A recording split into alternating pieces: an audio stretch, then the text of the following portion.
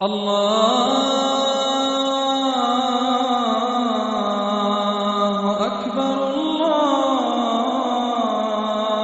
أكبر الله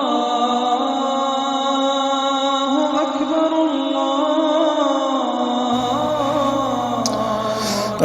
الله. الحمد لله وكفى والصلاة والسلام على سيد الرسل وخاتم الأنبياء. أما بعد فأعوذ بالله من الشيطان الرجيم. بسم الله الرحمن الرحيم. ليشهدوا منافع لهم ويذكروا اسم الله في أيام معلومات على ما رزقهم من بهيمة الأنعام. صدق اللہ مولانا العظیم. معزز سامعین و ناظرین، یہاں سے پھر اللہ تبارک و تعالی قربانی کے بارے میں ذکر فرما رہے ہیں کہ قربانی ذبح کرنے کے لیے 3 دن مخصوص اور متعین ہیں، ذی الحجہ کی 10ویں، 11ویں اور 12ویں تاریخیں.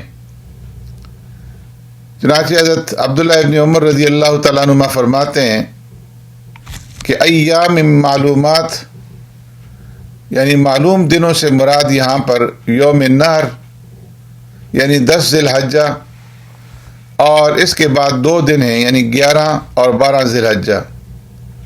تو یوں قربانی کے کل 3 دن بنتے ہیں. پھر اللہ تبارک و تعالی نے قربانی کا مقصد بیان فرمایا ہے.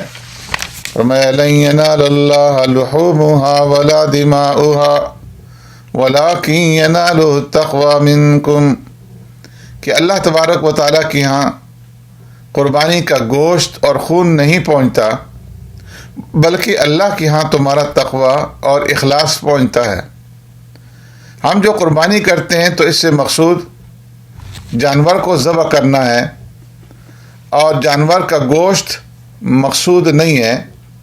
قربانی کرنے والا سارا گوشت خود کھا لے یا سارا تقسیم کر دے، اس سے کوئی فرق نہیں پڑتا. ہاں، مستحب یہ ہے کہ پھر اس کو 3 حصوں کے اندر تقسیم کر کے اس کو تقسیم کیا جائے.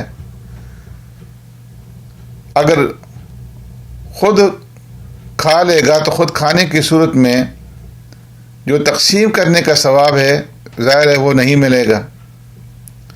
قربانی کا مقصد اور منشاء خداوندی یہ خون بہانا ہے.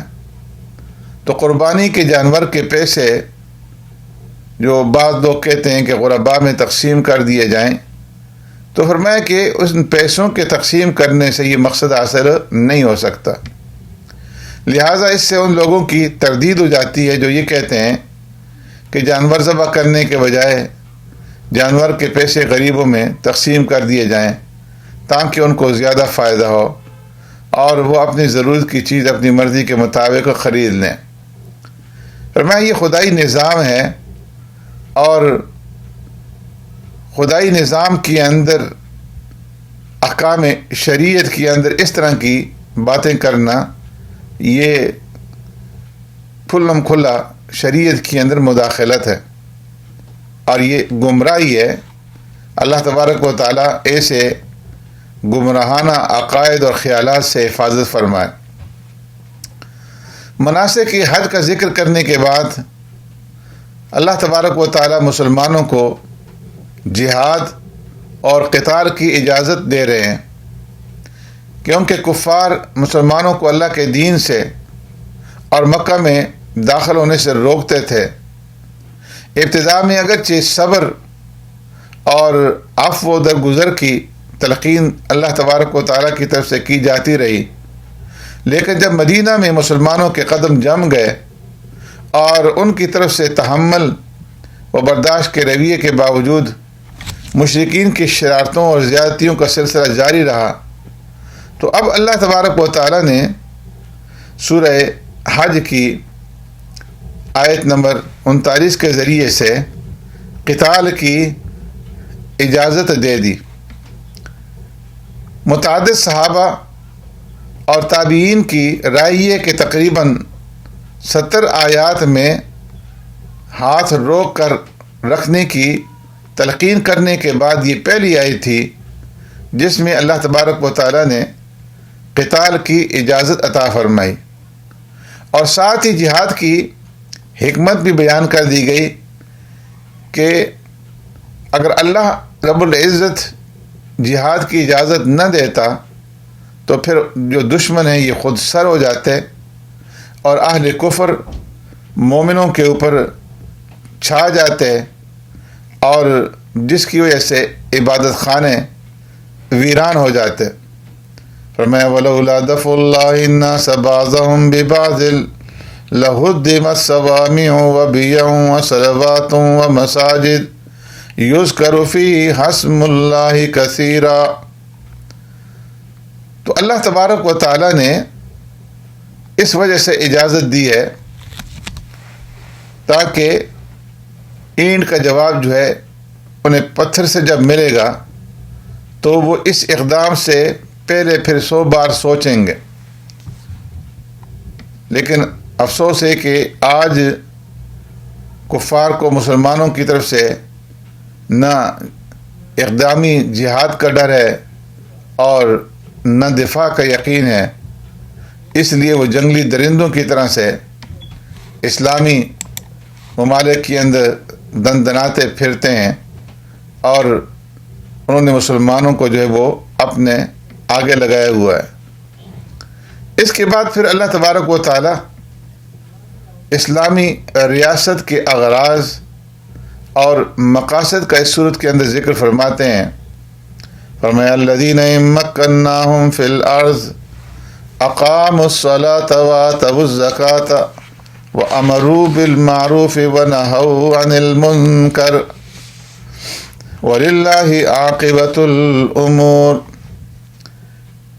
پہلے میں عرض کر چکا ہوں کہ اللہ تبارک و تعالیٰ نے صحابہ اکرام رضوان اللہ اجمعین کو گزشتہ آیات میں جہاد اور قتال کی اجازت عطا فرمائی، اور جب جہاد اور قتال ہوتا ہے تو یقیناً اس کے نتیجے میں اللہ رب العزت فتح اور کامرانی بھی عطا فرمائیں گے، اور اللہ رب العزت انہیں اقتدار بخشیں گے۔ تو اب یہاں سے نظامی حکومت میں کن چیزوں کی پابندی کرنی ہے وہ بتائے جا رہے ہیں جو مقاصد ہیں، اور فرمایا کہ وہ 4 ہیں۔ ایک ہے اقام الصلاۃ، نماز کی پابندی کروانا، اور وآتوا الزکاۃ، نظام زکوٰۃ قائم کرنا، وامروا بالمعروف، نیکی کے کاموں کا حکم دینا، ونہوا عن المنکر، اور گناہوں سے روکنا۔ تو اسلامی ریاست کے یہ 4 مقاصد ہیں، یہ اغراض و مقاصد کے اندر شامل ہیں۔ تو اسلامی حکومت کا یہ کام ہے کہ ان 4 کو اپنی اسلامی ریاست کے اندر نافذ کرے۔ پھر اللہ تبارک و تعالی آقا نامدار سرور کائنات رحمت دو عالم صلی اللہ علیہ وسلم کو تسلی دیتے ہوئے ارشاد فرماتے ہیں وما ارسلنا من قبلک من رسول ولا نبی الا اذا تمنى القى الشیطان فی امنیتی۔ اس آیت میں پیارے پیغمبر صلی اللہ علیہ وسلم کو تسلی دی جا رہی ہے کہ منکرین کی طرف سے آپ صلی اللہ علیہ وسلم کی دعوت پر جو شکوک اور شبہات پیش کیے جاتے ہیں، فرمایا یہ صرف آپ کے ساتھ نہیں ہو رہا بلکہ سابقہ انبیاء علیہ السلام کے ساتھ بھی ایسے ہی ہوتا رہا ہے۔ وہ اس طرح کہ جب کسی نبی یا کسی رسول پر وحی آتی اور وہ لوگوں کے سامنے بیان کرتے تو دوسری طرف شیطان کفار کے دل میں اس وحی کے بارے میں شکوک اور شبہات پیدا کر دیتا، جس کی وجہ سے وہ ایمان نہ لاتے۔ پھر اللہ تبارک و تعالی ان شکوک اور شبہات کو ختم فرما دیتے ہیں، تو جو لوگ ضد پر نہیں ہوتے فرمایا کہ وہ پھر ایمان لے آتے ہیں۔ پھر اللہ تبارک و تعالی نے اگلے رکوع کے اندر فرمایا کہ الم تر ان اللہ سخر لکم ما فی الارض والفلک تجری فی البحر بامرہ وَيُمْسِكُ السَّمَاءَ أَن تَقَعَ عَلَى الْأَرْضِ إِلَّا بِإِذْنِهِ۔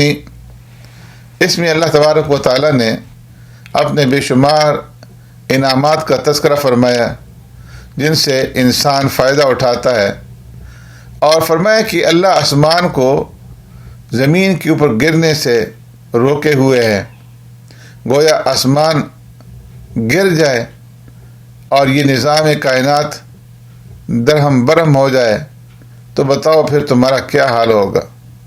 لیکن انسان فرمایا کہ ناشکری کرتا ہے اور نہیں سوچتا کہ جو اللہ دینے پر قادر ہے وہ چھین لینے کے اوپر بھی قادر ہے۔